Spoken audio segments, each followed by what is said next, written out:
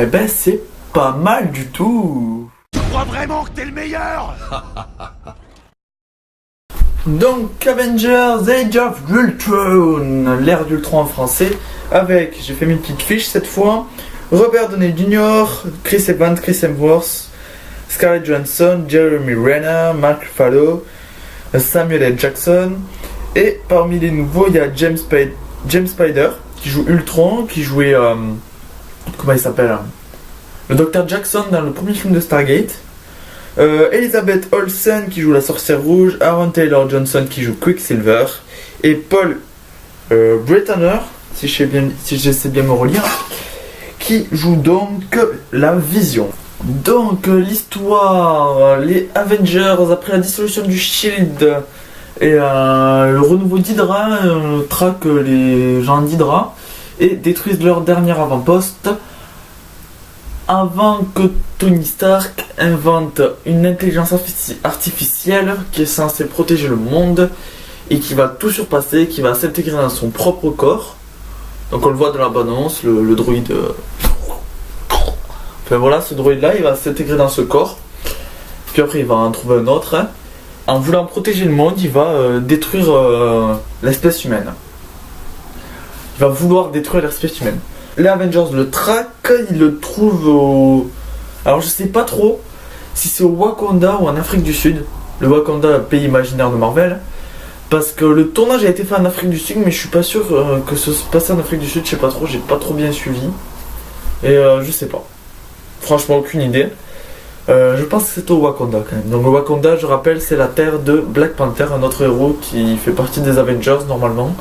Et qui va être rajouté puisque un film sur lui va être prévu pour 2016. Et il y a le chat qui vient squatter sur l'image. Donc ils vont se retrouver face à Ultron et Ultron aura engagé deux optimisés. Ils les appellent comme ça, je sais pas comment dire dans VO puisque je l'ai vu en VF. Des optimisés, des gens qui ont été manipulés par Hydra pour avoir des capacités hors normes. Et là, du coup, c'est Quicksilver et la sorcière rouge. Quicksilver est très rapide. Enfin, à un moment, ça m'a fait marrer d'ailleurs. Il y a un docteur qui explique les pouvoirs à Captain America, les pouvoirs de Quicksilver et la sorcière rouge. Et Captain America il comprend pas trop. Et enfin, il lui dit ouais, il est rapide, elle est bizarre. C'était une bonne définition puisque. La sorcière rouge peut manipuler les pensées, peut te donner des hallucinations et Quicksilver est juste super rapide. Après leur combat contre Quicksilver, la sorcière rouge les a un peu ensorcelés et du coup ça les pousse à une retraite dans un endroit bien paumé. Et après de cette retraite, il y a Thor qui va chercher des réponses par rapport à l'hallucination qu'il a eue. Et c'est tout, et après, pendant ce temps, Ultron veut se faire un autre corps avec un mélange humain et avec du vibranium. Donc je rappelle le vibranium, le métal le plus solide sur Terre dans l'univers Marvel, ce qui compose le bouclier de Captain America. D'ailleurs, une petite blague d'Ultron comme ça, il se dit tout ce qu'on peut faire avec le vibranium, tout ce qu'ils ont fait les humains, c'est un frisbee. Donc ça m'a bien fait marrer ça. Tu fais bouger la caméra, Ruby. Pousse-toi de là, s'il te plaît. C'est mon chat. Et il miaule. Et après, donc, les Avengers récupèrent le corps qui était en construction. En fait, l'esprit d'Ultron, il était en train de se transférer dans ce corps. Mais il a pas fini. Ils ont quand même récupéré le corps et ils ont mis une entité. Je vous dis pas qui c'est. Ils ont mis une entité. En fait, je vous dis pas ce que c'est comme entité. Qui va en faire un gentil et qui va donner la vision. Donc le héros, le messie, celui qu'ils avaient besoin pour vaincre Ultron. Qui est joué par Paul Bettany. Je sais pas, j'arrive pas à me relire. Ensuite, le film en globalité, c'est bon. C'est plutôt bon même. Ça change beaucoup des Marvel. Enfin, c'est beaucoup plus sombre. C'est plus proche par exemple, c'est plus proche du Dark Knight que d'Avengers 1 niveau sombritude, enfin je sais pas comment l'expliquer. Et du coup ça change un peu et c'est une bonne nouveauté. Non, la dernière fois que Marvel nous a fait de la nouveauté comme ça, moi je trouvais que c'était avec les Gardiens de la Galaxie. Mais c'était pas dans le même sens, puisque là ça va sur le côté plus sombre, Gardien de la Galaxie ça allait sur le côté un peu plus cool et coloré.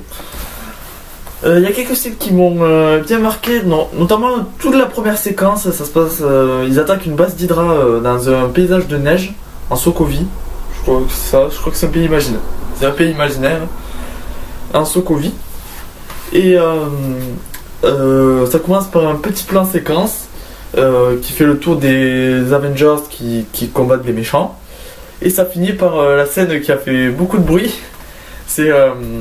où il y a Hulk, il arrive comme ça là, sur le bord de l'écran, tandis qu'il y a les autres qui sautent au ralenti derrière. Et il y en a beaucoup qui ont dit que c'était Hulk qui prenait un selfie, c'est totalement con. Mais ça fait mieux en vidéo encore. Hein. Quand il est comme ça là, on voit juste comme ça, c'est très bien fait.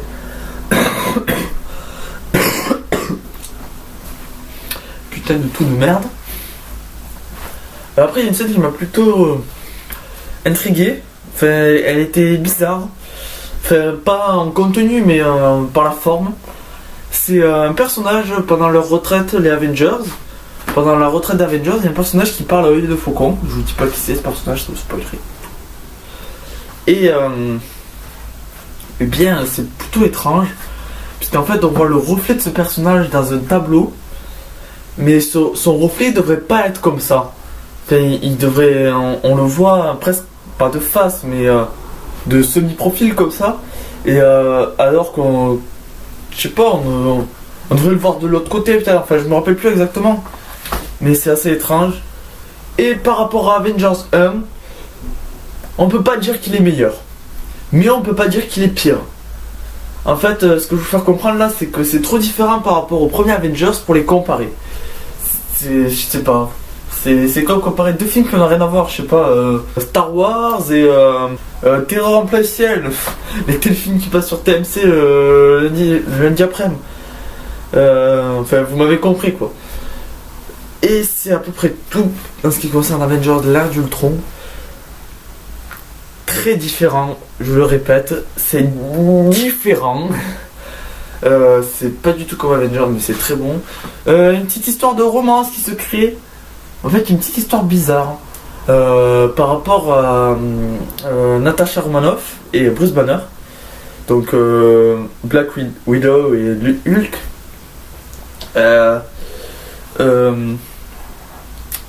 Romanoff développe une amourette un peu avec Hulk, avec Bruce Banner. Mais en même temps, elle développe de la confiance avec Hulk. Elle le contrôle, elle le calme quand il est en Hulk. D'ailleurs, on le voit dans la première séquence, vous verrez.